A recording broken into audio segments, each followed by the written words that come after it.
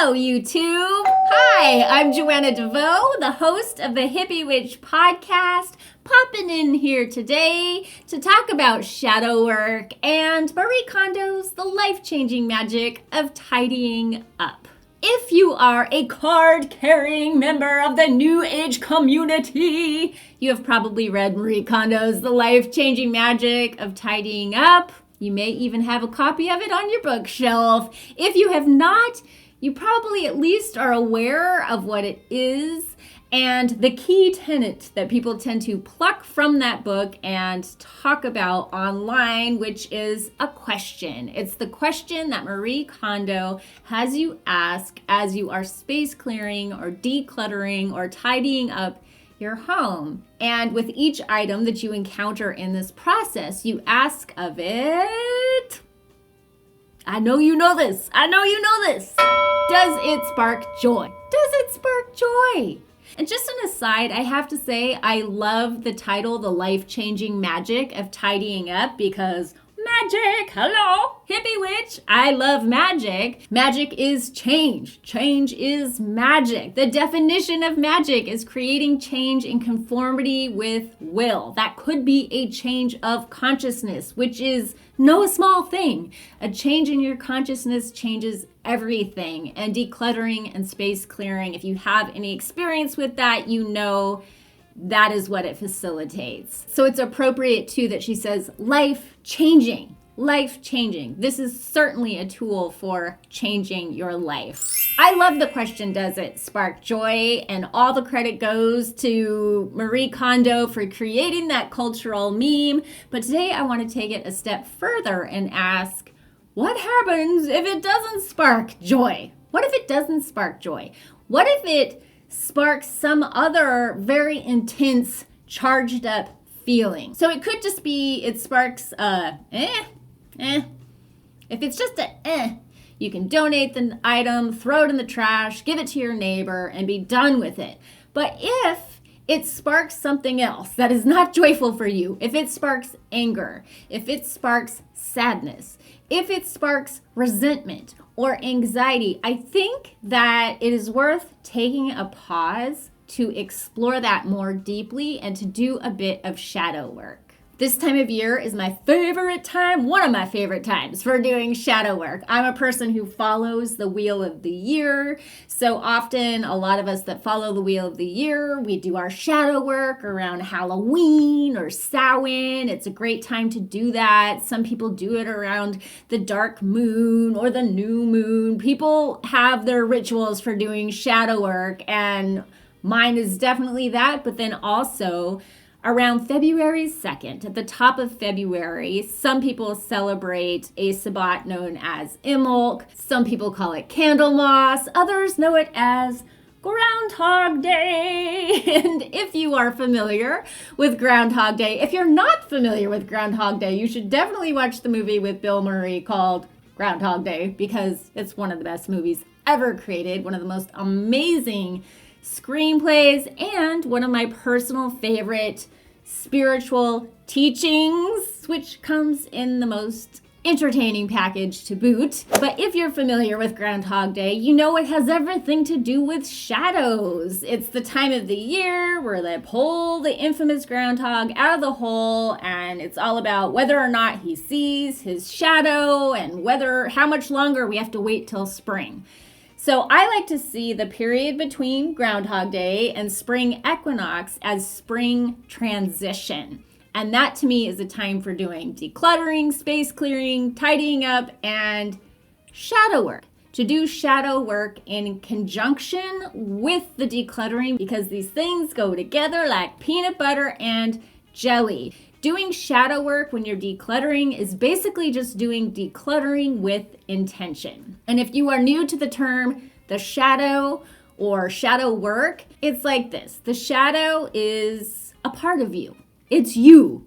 It's going with you wherever you go. You cannot get rid of it, but it is comprised of the parts of yourself that you have tried to get rid of, the parts of you that you have been shamed for, embarrassed for, punished for, traumatized around, the parts of you that make you not feel safe, so you had shoved them into the closet.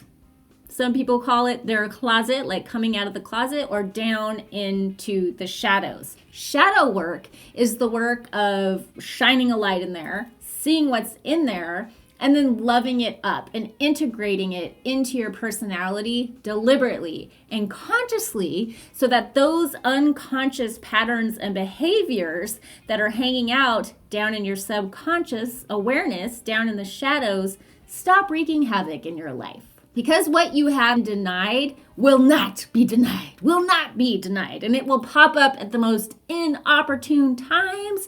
It's those times that you say something really rude and inappropriate and you put your foot in your mouth. It's the times that you lash out in anger despite yourself, and then you are filled with remorse afterward. It is that little voice inside your head that guides you to the next toxic relationship and the next and the next and the next. It's like your picker is off. Your picker is off because your picker is coming from the shadows. By shining a light in there, you can see what's hanging out in there. It's kind of like sticking your hand down a dark hole and feeling around and like pulling something out. And then being like, okay, it's not so bad. It's not so bad. I think I can tame this thing and learn to love it and integrate it into myself as a conscious part of my personality. So that's the Cliff Notes version on what shadow work is. So if you find something literally in the back of your closet, hidden, buried beneath a bunch of junk in the back of your closet, I'm suggesting now that you see that as not just a literal something hidden in the depths of your closet, but figurative. It is a metaphor for something that is going on deeper inside you, and you can explore that. You can shine some light on it by asking, does it spark joy? And if the answer is hell no, it's sparking something, but it ain't joy, then you can go a little bit deeper with it. And these are Joe DeVoe's handy 8 questions that you can ask yourself to go a little bit deeper with it. So question number 1 is, what exactly am I feeling? So it's about identifying the feeling with some precision. If it's not joy that it's sparking, but it is creating some sort of charge, some kind of emotional charge in me, how would I identify that? How would I label that feeling? Question number 2 is a follow-up question, because feelings are tricky. And the question is this: is there a deeper feeling hiding out below that? Because often, if your first answer is, I'm feeling anger, I feel angry, sometimes often below anger, we have fear, or a feeling of helplessness, or a feeling of injustice. Something like that can often be hiding below anger. So it's good to keep asking that to see if you can get to the root of that shadow, to get to the root cause of the thing and identify it there. Question number 3, is there a story attached either to that item or to that feeling that you've identified? Does a story come to mind right away? It wasn't my fault. Here's what happened. Like, does a story immediately come to mind when you're holding that item? Is it telling the whole story of your relationship from this one particular perspective? What is that story? And question number 4, what is my role in that story? What role are you playing in that story? Are you the knight in shining armor? Are you the damsel in distress? Are you the victim? Are you the bystander? What role do you play in that story that you tell around that shoe you found at the back of your closet? Question number 5. Can I think of any other examples of my playing that role? Do you ever play that role in any other area of your life? Do you have any other examples that you have played that role? And then I think we're going to have a 5B. A 5B. Question 5B is, do either of your parents or a significant, influential authority figure that you grew up with, do any of those people tend to play that role? Question number 6, is that a role that I want to continue playing? And your answer to this question could be a resounding yes. And if it is a yes for you, Excellent. Groovy. Moving on. If not, question number 7. What purpose did playing that role serve? What need were you trying to fill by playing that role? Were you trying to protect yourself? Were you trying to be proactive? Were you trying to protect someone else? What was the purpose? Why were you doing that? Were you trying to feel strong? Were you trying to feel empowered? Were you trying to put up a boundary? And then the final question is, how can I now fill that need going forward in a more empowering way? So how can you fill that same need? How can you put up a healthy boundary? How can you protect yourself going forward, but in a way that feels more empowered, so you don't feel like crap afterwards, so that you don't feel like you've embarrassed yourself or put your foot in your mouth or overreacted or alienated people, in a way that makes you feel strong and empowered going forward. So first you want to ask yourself, does that role feel good? Do you want to continue playing that role? And if the answer is no, you want to identify, well, what need was I trying to fill? And I think in answering that question, you can have compassion for your younger self, because these patterns are put in place with good intention. If you're being traumatized or victimized when you're very, very small, you're just going to defend yourself in the best way that you know how. And little kids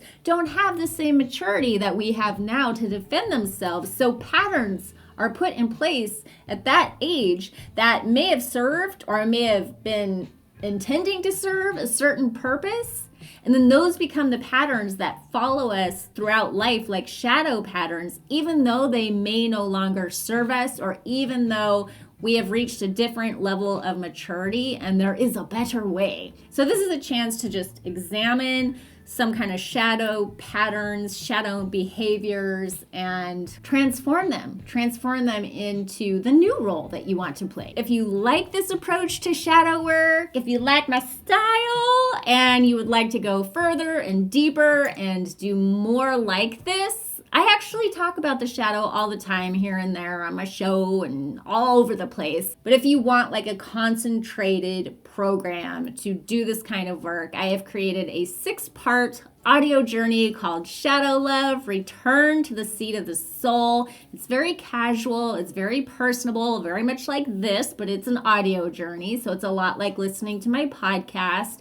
I share some stories, some embarrassing stories for my own personal journey with the shadow. And then I share tips and tricks for doing your own shadow work in a way that I hope is healing and lighthearted and ultimately fun. I think people are afraid sometimes to do shadow work, and the work part of it, it's kind of like built right in, like, ugh, who wants to do work? Which is why I like calling it shadow love, because this is a way of loving yourself. This is an amazing form of self-care. So I think that we can reframe that for ourselves and be like, okay, so maybe it's going to be scary putting my hand down that dark hole and not knowing what I'm going to pull back up. But it's a part of me. It's not going anywhere, whether I choose to recognize it or not. So while it might be scary in the moment, like pulling those things up and looking at them, it's kind of like turning on the lights on the boogeyman and you realize like, oh, that was just my jacket hanging from a hook. It's not typically as scary as we make it out to be. And then of course, the end product is your life is a lot more fun. Life is a lot more fun because every time you heal something like that and you integrate it into your personality, you become a little bit more free. It's a liberation process and you start to love your life more. So that's why I'm a big fan of shadow work. Let me know if you have any questions, and until we meet again, happy shadow working, happy decluttering. Much love to you. Peace.